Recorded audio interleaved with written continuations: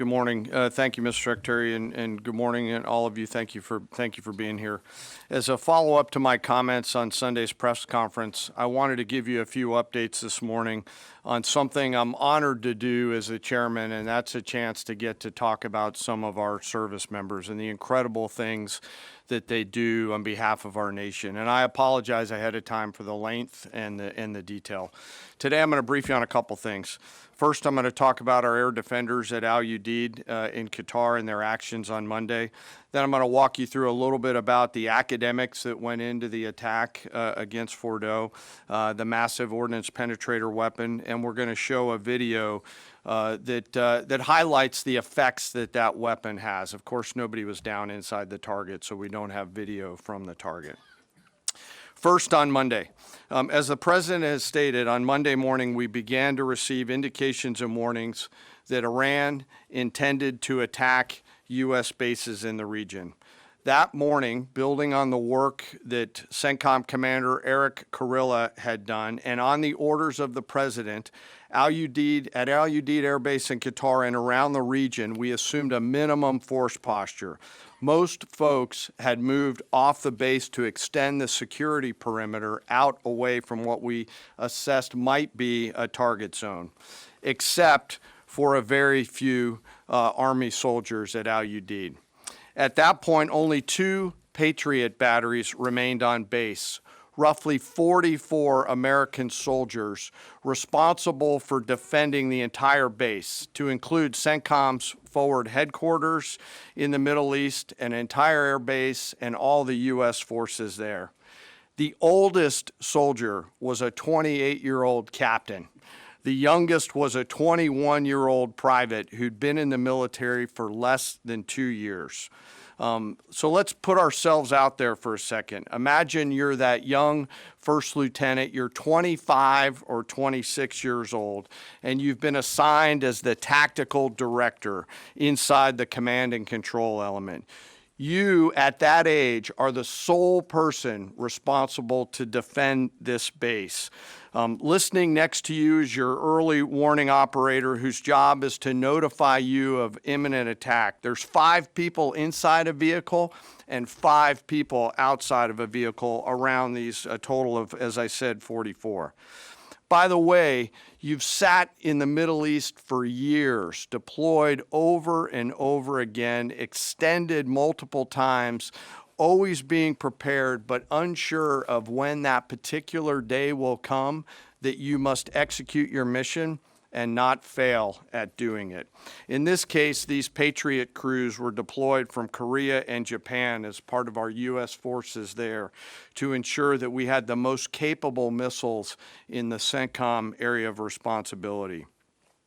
As the day continues, you start to hear more and more chatter in the information space about a pending attack.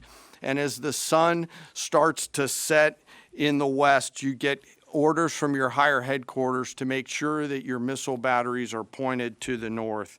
There are just a few other teammates. It's hot, you're getting nervous, and you expect an attack. Outside of those Patriot vehicles, your hot crew, which is 1 NCO and 4 additional soldiers, turns a key and relinquishes control of those missiles to that young lieutenant inside the vehicle, and you wait. You know that you're going to have approximately 2 minutes, 120 seconds to either succeed or fail. And then at approximately 12:30 p.m. on Monday, that's 7:30 p.m. in Qatar, as the sun sets in the west, Iran attacks. As the targets were detected, round after round of Patriot missiles are ejected from their canisters by an initial launch charge. Then the main solid rocket motor ignites. You can feel this in your body if you've ever been around a Patriot taking a shot. And round after round goes out and guides against those missiles coming inbound. We believe that this is the largest single Patriot engagement in U.S. military history. And we were joined in this engagement by the Qatari Patriot crews. I'm not going to tell you how many rounds were shot, but it was a bunch because of classified purposes. And we're aware that there's reports of something getting through. What we do know is there was a lot of metal flying around. Between attacking missiles being hit by Patriots, boosters from attacking missiles being hit by Patriots, the Patriots themselves flying around, and the debris from those Patriots hitting the ground, there was a lot of metal flying around. And yet our U.S. air defenders had only seconds to make complex decisions with strategic impact. These awesome humans, along with their Qatari brothers and sisters in arms, stood between a salvo of Iranian missiles and the safety of Al-Udeid. They are the unsung heroes of the 21st century United States Army. And I know a lot of you have seen the videos online and the excitement as those Patriots departed their launchers and went up and guided. This really demonstrates the combat capability and capacity of our Army air defenders. Simply stated, they absolutely crushed it. If you'd flip this over, thanks. Let me next move to a walkthrough of the GBU-57 massive ordnance penetrator weapon and share a little bit about the planners who did this and their work on the weapon. First, let me set the stage for you. There's an organization in the U.S. called the Defense Threat Reduction Agency, DTRA. DTRA does a lot of things for our nation, but DTRA is the world's leading expert on deeply buried underground targets. In 2009, a Defense Threat Reduction Agency officer was brought into a vault at an undisclosed location and briefed on something going on in Iran. For security purposes, I'm not going to share his name. He was shown some photos and some highly classified intelligence of what looked like a major construction project in the mountains of Iran. He was tasked to study this facility, work with the intelligence community to understand it, and he was soon joined by an additional teammate. For more than 15 years, this officer and his teammate lived and breathed this single target, Fordow, a critical element of Iran's covert nuclear weapons program. He studied the geology. He watched the Iranians dig it out. He watched the construction, the weather, the discard material, the geology, the construction materials, where the materials came from. He looked at the vent shaft, the exhaust shaft, the electrical systems, the environmental control systems, every nook, every crater, every piece of equipment going in and every piece of equipment going out. They literally dreamed about this target at night when they slept. They thought about it driving back and forth to work, and they knew from the very first days what this was for. You do not build a multi-layered underground bunker complex with centrifuges and other equipment in a mountain for any peaceful purpose. They weren't able to discuss this with their family, their wives, their kids, their friends, but they just kept grinding it out. And along the way, they realized we did not have a weapon that could adequately strike and kill this target.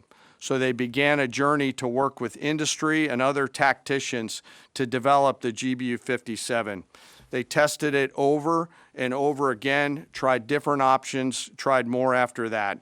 They accomplished hundreds of test shots and dropped many full-scale weapons against extremely realistic targets for a single purpose: kill this target at the time and place of our nation's choosing.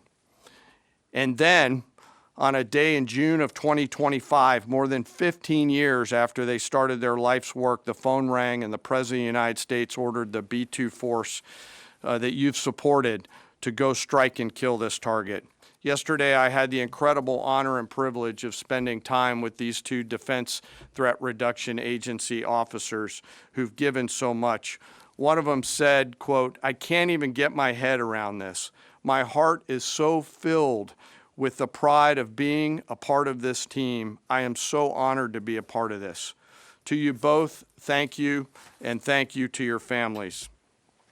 Operation Midnight Hammer was the culmination of those 15 years of incredible work. The air crews, the tanker crews, the weapons crews that built the weapons, the load crews that loaded it. Before I run through this video today, I want to talk a little bit about weaponeering and what goes into an attack. Weaponeering is the science of evaluating a target. I mentioned all of those factors before that these two DTRA officers had thought about. Ultimately, weaponeering is determining the right weapon and fuse combination to achieve the desired effects and maximum destruction against a target. In the case of Fordo, the DTRA team understood with a high degree of confidence the elements of the target required to kill its functions, and the weapons were designed, planned, and delivered to ensure that they achieve the effects in the mission space. By the way, in the beginning of its development, we had so many PhDs working on the MOP program, doing modeling and simulation, that we were quietly and in a secret way the biggest users of supercomputer hours within the United States of America. हर वक्त बाखबर रहना वक्त का तकाजा है, बर वक्त बाखबर रखना हमारा फरीजा है। अभी सुनो न्यूज़ के YouTube चैनल को करें सब्सक्राइब, बेल आइकन पर करें क्लिक और मुल्की और गैर मुल्की खबरों से रहें बाखबर यकीन के साथ।